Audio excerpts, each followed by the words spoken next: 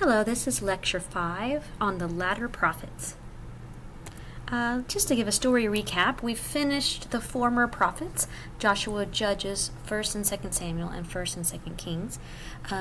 And historically speaking, we've gone through a period of conquest when the people of Israel came into the land of Canaan and took some of it, but not all of it, and sort of settled among the Canaanites. Then the period of the Judges, which was a dark time for Israel, where, in the words of the last chapters of Judges, there was no king in Israel, so everyone did what was right in their own eyes. Then we read about the united monarchy that came under Saul, first King Saul, and then King David, and then David's son, King Solomon. So now we're entering a time period after Solomon, when the united monarchy of Israel split into two different kingdoms in 922 BCE.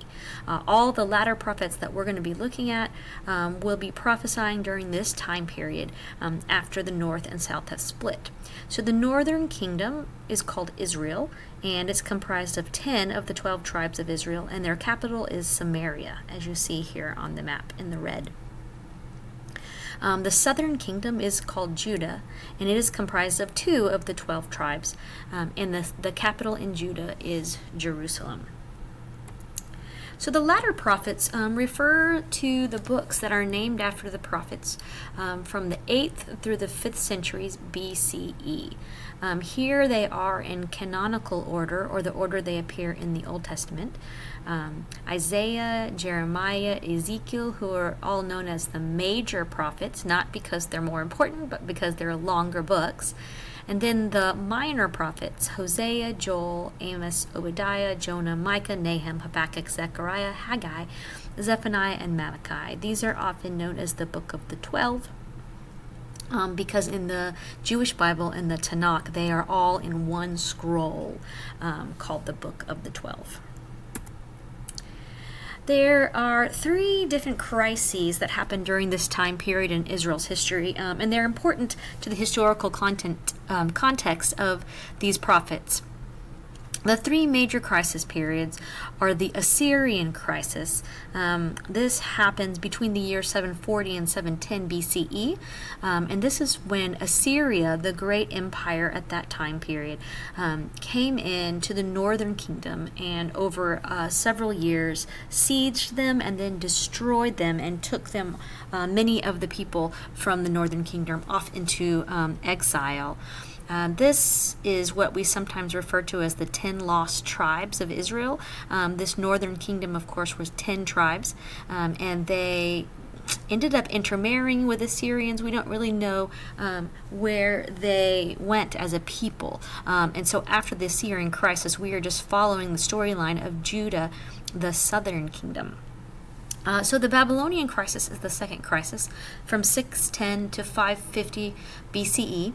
And here, Babylon is the major empire that is conquering its way across the Mesopotamian valley, and they do end up coming to Judah, and they conquer much of it, but Jerusalem retains its independence, kind of holds out for a while. Judah does become sort of a vassal state of Babylon, but eventually Babylon does come and siege the city of Jerusalem, and in 587 to 586, it was a long siege.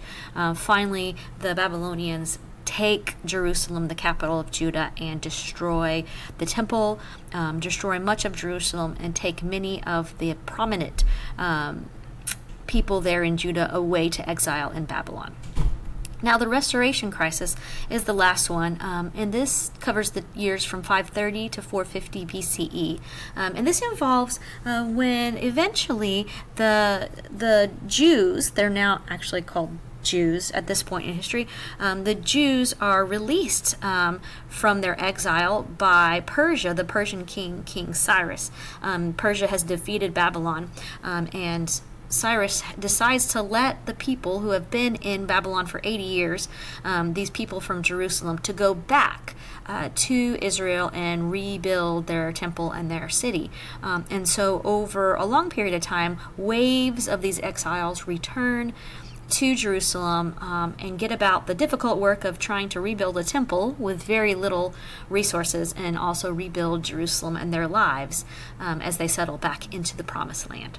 So each of these three crises form the background to the different prophets that we're going to look at, and we're not going to get to look at all of them, but we'll do an overview. And so the first overview of the prophets we're going to do is just looking at some of the common themes that are woven throughout each of these prophetic books. These can be found in your book, the Christianity book, textbook. But just to reiterate, one of the main themes here is covenant faithfulness. And when we talk about covenant, we're going back to several different covenants. When we think about the covenant God made with Abraham, and the covenant God made with Moses and the people, the 10 Commandments, then that God will be their God and they will be God's people, and they will obey and be faithful to God. So now here we are years later, and under the divided monarchy, there is great temptation to worship other gods. And so what happens is, during this time period, many people were not worshiping God alone, Yahweh alone.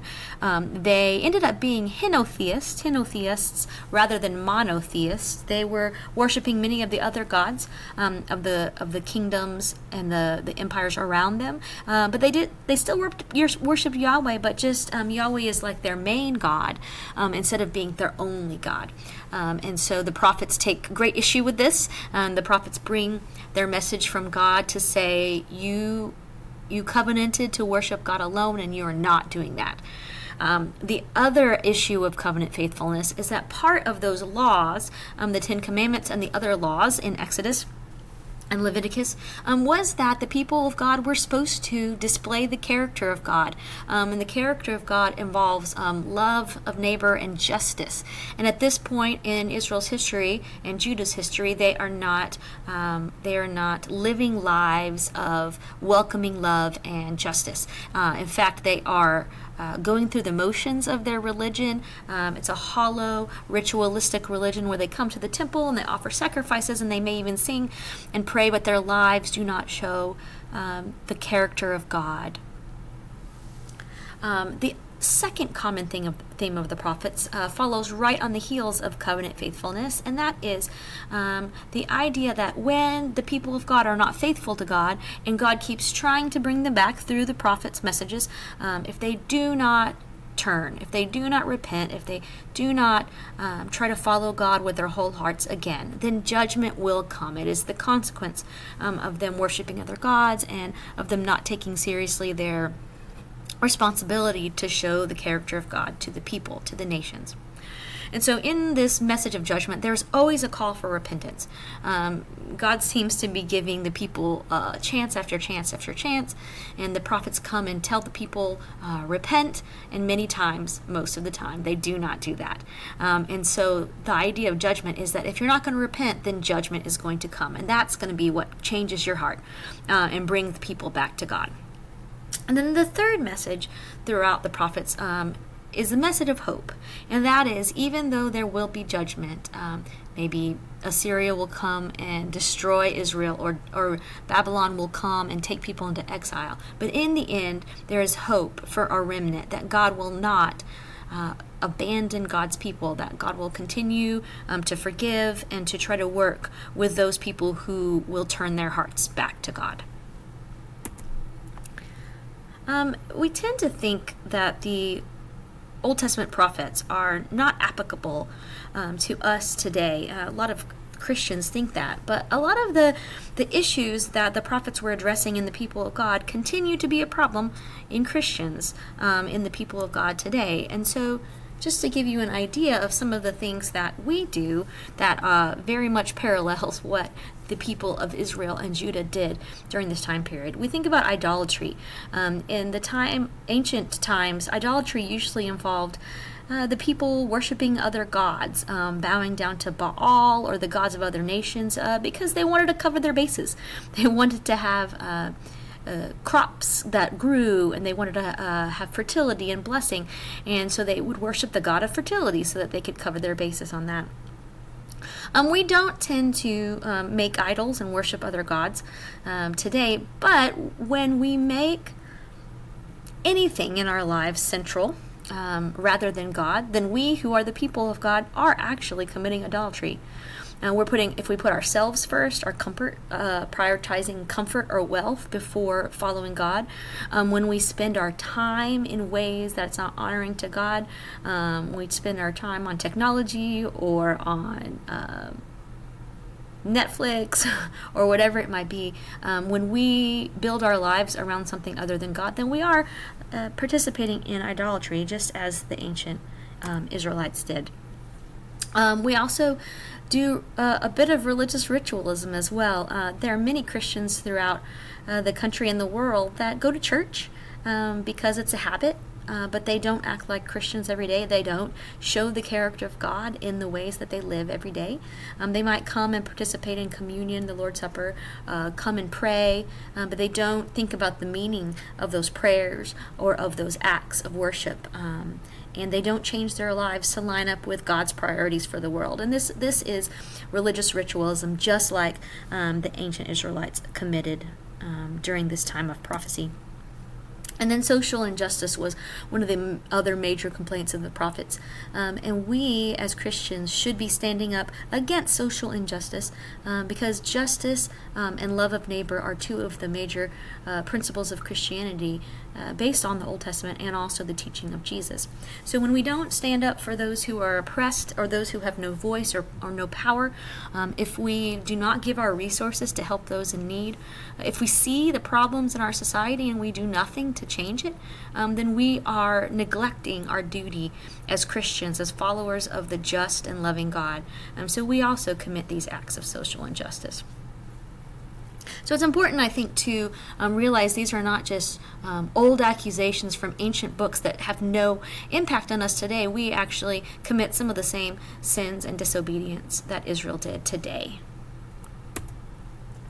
This timeline might be helpful for you to look at the different prophets and when they actually prophesied. Now, the prophets are not in chronological order as we read through the Old Testament books. They're actually arranged from major prophets and then into the minor prophets, but not in chronological order. But here's a sort of a chronological look. During the Assyrian crisis in the northern kingdom, Amos, Hosea, Micah, and Obadiah, probably, maybe, we're not exactly sure about Obadiah, this is when they were prophesying. In the Babylonian crisis in the 7th and 6th centuries, we have Zephaniah, Habakkuk, Nahum, and Obadiah, maybe, in the minor prophets. And then Ezekiel and Jeremiah of the major prophets were during this time period. And then the last crisis, the restoration crisis, we see Haggai, Zechariah, and Malachi. And then there are some books that we're not exactly sure how to date. Jonah, it's hard to tell when it was written, and Joel as well. But notice over here, Isaiah is covers all three crises, and we'll talk briefly about this. We actually might not start on Amos yet. We're going to finish this video and start on Amos after this. But just to know, we're going to highlight several of the prophets, some minor prophets and some major prophets, but we won't have time to look at each one of these. I have included the links to the different Bible Project videos of the books that we're going to look at, but we're not going to take the time to watch them during these lectures. However, I will post my PowerPoints, and you can get into the PowerPoint itself, and if you play it in the mode, the slide mode, then you'll be able to click on it, and then you can watch the videos on your own if that's helpful to you, if you wanted to kind of look at these books separately. So I'm going to end this video, and we'll start back up with Amos in the next video.